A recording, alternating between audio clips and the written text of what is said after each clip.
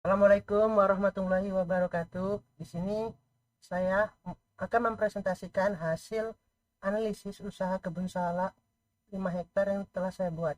Di sini saya akan memperkenalkan nama saya yaitu Muhammad Fajar Rizky, jurusan Agribisnis Hortikultura semester 4, mata kuliah Teknologi Budidaya Tanaman Buah.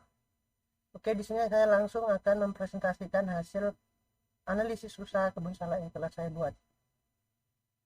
Oke, di sini saya mempunyai 8 kegiatan olah lahan 8 kegiatan analisis usaha kebun salak. Yang pertama yaitu bibit, olah lahan, penanaman, pemupukan, pemangkasan, pemeliharaan, penyerbukan, dan panen. Bibit salak itu kebutuhannya 10.000. 10.000 saya dapat dari mana? Dari data internet yang saya cari di Google itu. Kebutuhan salak 2.000 per pohon, 2.000 per hektar. Berarti saya asumsikan di sini 2.000 ini berhubung 5 hektar, 2.000 kali 5 menjadi 10.000 kebutuhannya. Di sini saya cangkul 15 meteran, saya membutuhkan 2. Tenaga kerja 10.000 kebutuhannya. Maksudnya 10.000 itu per HOK, misalnya orang bekerja mengukur jarak tanam per meternya itu saya hargai Rp500 untuk biaya tenaga kerjanya. 1.000 ini sama seperti yang di atas tadi, untuk per tenaga kerja membuat lubang saya hargai per lubangnya Rp1.000. Berhubung ada 10.000 tanaman, jadi kebutuhannya 10.000. Untuk sarang sendiri 3 kebutuhannya. Ini sama seperti yang tadi, pengaplikasian biayanya sampai di tenaga kerja menanam bibit, tenaga kerja pemasang penguat pohon, tenaga kerja pemupukan. Untuk pupuk kandang sini saya 20 ton. Saya mendapatkan data dari sini. Ini 20 ton untuk 1 hektar, jadi saya asumsikan aja 20 ton untuk 1 hektar, enggak saya kali 5. Pupuk urea di sini 750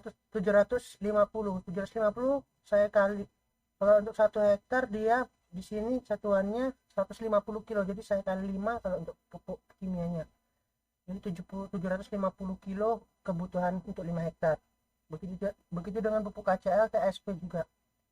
Untuk tenaga kerja pemangkasan saya membutuhkan 5, tenaga parang 10, sabit 10, tenaga kerja pemeliharaan kebun 3, rondap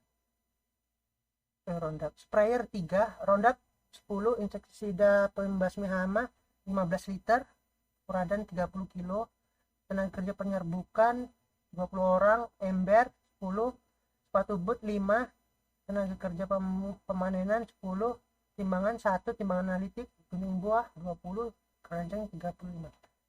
Oke, di sini saya akan menjelaskan hasil dari penjumlahan kebutuhan, nilai kebutuhannya untuk semua barang tersebut. Ini di tahun pertama nilai kebutuhan yang keluar yaitu bibit, olah lahan, penanaman, pemupukan, pemangkasan, dan pemeliharaan. Untuk penyerbukan dan panen belum masuk di biaya di tahun pertama karena belum menghasilkan panen dan belum menyerbuk. Di tahun kedua biaya yang tidak ada yaitu biaya bibit, olah lahan, karena bibit dan olah lahan dilakukan hanya pada tahun pertama untuk penanaman. Sedangkan biaya yang masuk di sini ya biaya pemupukan dan pemangkasan. Karena pemupukan setiap tahun dilakukan, maka biaya tersebut dimasukkan. Untuk pemangkasan begitu juga biaya pemangkasan. Karena dia pohonnya yang daunnya yang sudah mulai dibersihkan. Untuk pemeliharaan juga dimasukkan dananya karena untuk memelihara kebun salak tersebut. Di tahun ketiga sama, kebutuhannya kegiatan yang dimasukkan pada tahun untuk kebutuhan di tahun ketiga yaitu masih pemupukan dan pemangkasan serta pemeliharaan. Di tahun keempat di sini ada biaya yang masuk atau dana baru yaitu sorong. Kenapa sorong masuk? Karena di sini saya asumsikan sorong umur sorong itu 4 tahun. Jadi setiap 4 tahun sekali saya melakukan pembelian. Jadi setiap 4 tahun sekali melakukan pembelian sorong. Nah, di tahun keempat ini biaya penyerbukan sudah mulai masuk serta biaya panen karena sudah mulai berbuah. Jadi biaya penyerbukannya dimasukkan di tahun keempat. Biaya penyerbukan sama biaya tenaga kerja pemanenan karena sudah mulai panen kan. Nah, di sini ada yang beda angkanya dari tahun ketiga dan tahun keempat pemupukan. Kenapa beda? Karena di tahun ketiga, di tahun ketiga itu di tahun ketiga 150 karena berhubung tahun keempat sudah mulai berbuah jadi dikurangi dari 100 kilo. Ini kebutuhan salak 5 hektar jadi 100 kilo kali 5 hektar 1 hektar 100 kilo, berhubung ini 5 hektar jadi saya kalikan 500 kilo dan harga dikali harga 1.500 dapatnya. Begitu juga dengan pupuk urea dan pupuk KCL dan TSP. Di tahun kelima tidak tidak ada biaya biaya masuk biaya kebutuhan yang bertambah sama seperti di tahun keempat. Di tahun keempat hanya masuk biaya sorong, sedangkan di tahun kelima tidak ada biaya yang masuk, biaya masih tetap sama di tahun sebelumnya, kecuali biaya ada nih biaya yang masuk, biaya paran dan sabit. Karena sabit di sini saya asumsikan umurnya itu 5 tahun. Biaya parang saya asumsikan 5 tahun.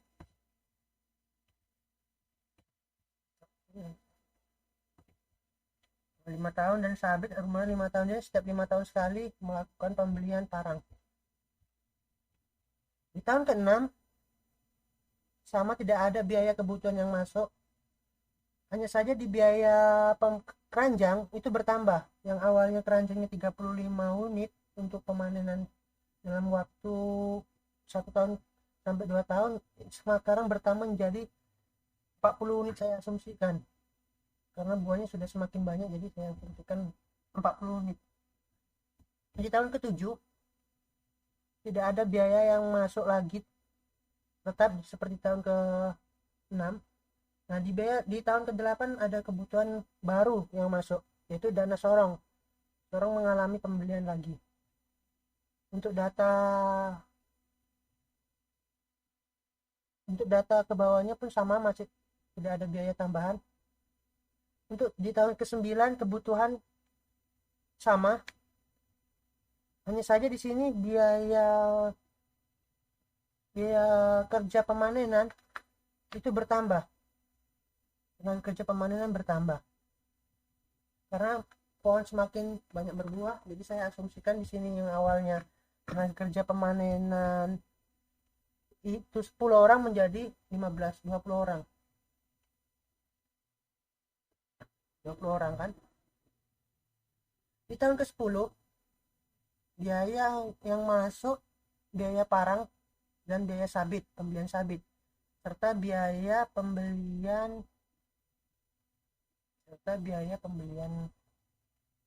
sprayer.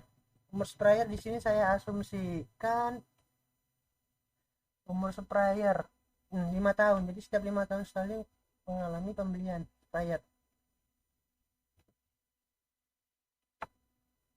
Di tahun ke-11 biaya yang dibutuhkan tidak ada, tetap. Di tahun ke-12 biaya kebutuhan bertambah, yaitu untuk membeli sorong. Kebutuhan baru yaitu membeli sorong. Sedangkan yang lain biaya yang tambah itu tidak ada, sama seperti tahun 11. Hanya saja di tahun 11 tidak membeli sorong, di tahun ke-12 membeli sorong. Di tahun ke-13 kebutuhan tetap sama, tidak ada perubahan. Hanya saja di sini kebutuhan gunting buah bertambah dikarenakan gunting buah umurnya 3 tahun. Justru 3 tahun sekali mengalami penyusutan atau kerusakan. Jadi saya masukkan lagi dana di situ untuk membeli gunting buah. Tahun berapa tadi?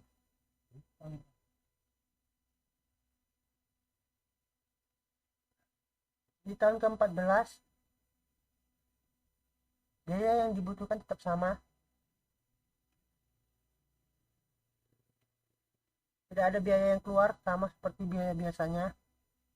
Di tahun ke-15 biaya parang dan sabit masuk kebutuhan baru, serta biaya biaya biaya serta biaya sprayer nih masuk masuk masuk dalam pembelian di tahun ke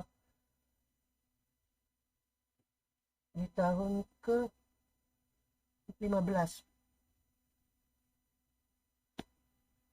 Di tahun ke-16 masuk lagi dana pembelian sorong,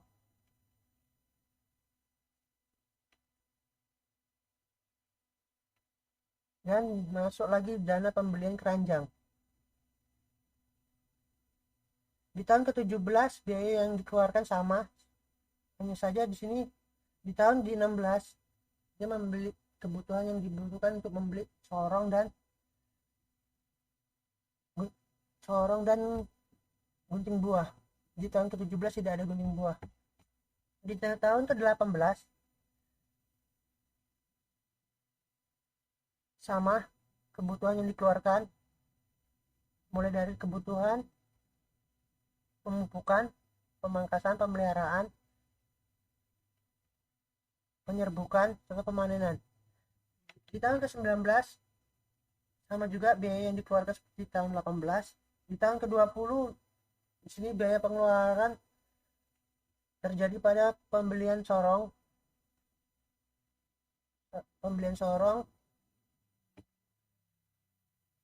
parang dan sabit,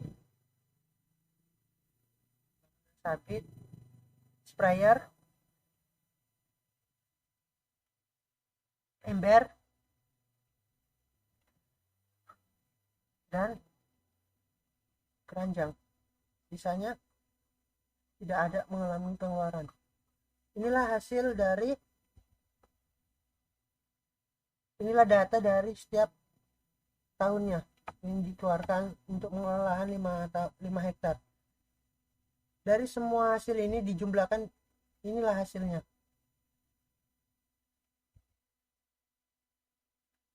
Nilai kebutuhan biaya total 2.486.325.000. 2.486.032.500. Ini biaya untuk kebutuhan 5 hektar selama 20 tahun. Ini total biaya yang dikeluarkan. 20.000 ini dapat dari mana? 20.000 ini biaya produksi didapatkan 200.000 itu didapat dari asumsi saya di sini. Asumsi saya yaitu rata-rata produksi buah salak per pohon 20 kilo. 20 kilo dapat dari mana? Saya dapat data dari sini, dari Distan Yogyakarta, situs Yogyakarta, yaitu per pohonnya itu produksi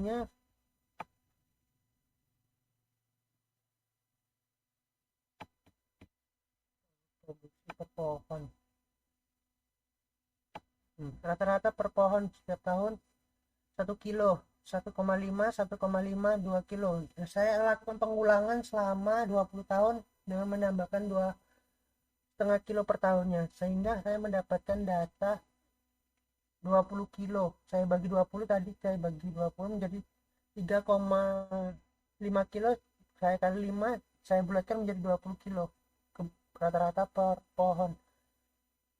Sedangkan biaya total ini dapat dari 3.950 biaya dari mana? Dari Bapak yang waktu menerangkan presentasi perbaikan kebun salak saya, itu harga salak itu 3.000. Jadi saya asumsikan 3.000, 20 tahun dikali 3.000 ditambah 3.100 sampai 4.900 dibagi 20 hasilnya 3.950.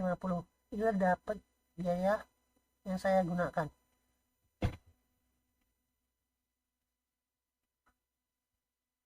Jadi biaya produksinya itu dapat dari biaya produksi 20 kilo dikali 10.000 jumlah pohon dapatnya 200.000.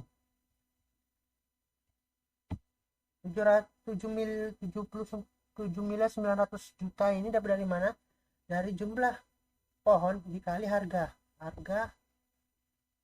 salak. Hasilnya 7 miliar 900 juta. Dan dapat dari mana? 5 miliar 413 juta 67.500. dapat dari mana? Ini dapat dari pengurangan 7 miliar 900 juta dikurang 2 miliar 486 juta 32.500. Hasilnya 5 miliar 413 juta 67.500. Rasionya dapat dari mana? Dari 5 miliar 413 juta 67.500 dibagi 2 miliar 486 juta 32.500. Hasilnya dapat 2,17. Nah, dari hasil ini salak kebun analisis kebun salak 5 hektar yang saya buat bisa dikategorikan layak karena kebutuhan karena biaya total yang dikeluarkan 2 miliar dan pendapatannya mendapatkan 5 miliar. Jadi 2%, sangat layak diterapkan. Inilah data 5 hektar yang saya buat. Untuk 10 hektar, di sini saya menganalisis usaha kebun salak saya yang 10 hektar itu yang saya tanda hijau itu mengalami perubahan. Seperti yang tadinya bibit salak per 5 hektar itu 10.000 saya ubah menjadi 20.000 karena yang awalnya per hektar itu 2.000 berhubung 10 hektar menjadi 20.000. Untuk tenaga kerja sama seperti tadi yang awalnya 10.000 per 500 rupiah per lubang, ini berhubung 20.000 pohon yang akan ditanam jadi saya asumsikan 20.000 dan seterusnya untuk ke bawah.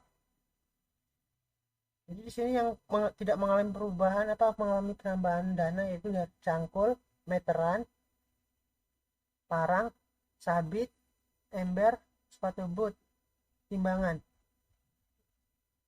Hanya itu biaya yang tidak masuk dalam dan gunting buah yang tidak masuk dalam biaya penambahan pengelolaan 10 hektar menjadi 10 hektar. Oke, dari total seluruh biaya di situ yang awalnya pupuk menjadi 750 kilo menjadi 500. Ini sama biayanya. Nah, di sini inilah total biaya yang diproduksi. Inilah total biaya produksi untuk lahan 10 hektar. Nilai kebutuhan total. Nah, inilah hasilnya. Setelah dijumlahkan ini semua hasilnya 4 miliar 113 juta 1.580.000 dapat dari mana? Dari biaya asumsi yang awalnya saya kalikan 20 jadi 40 kilo dan ini 40 kilo dikali 20.000 hasilnya 800.000 per kilo untuk per 10 hektar selama 20 tahun. 3 miliar 3 triliun 16 miliar ini dapat dari mana? Ini dapat dari penerimaan produksi dikali harga salak yang harga salaknya itu 3.950 rupiah per kilo, dapatlah hasil 3 miliar 16 juta 3 triliun 16 miliar dapat 2 triliun 74 miliar 879.500 ini dapat dari mana? Dari pengurangan 3 miliar biaya penerimaan kurangi biaya total, hasilnya dapatkan 2 triliun 4 miliar 484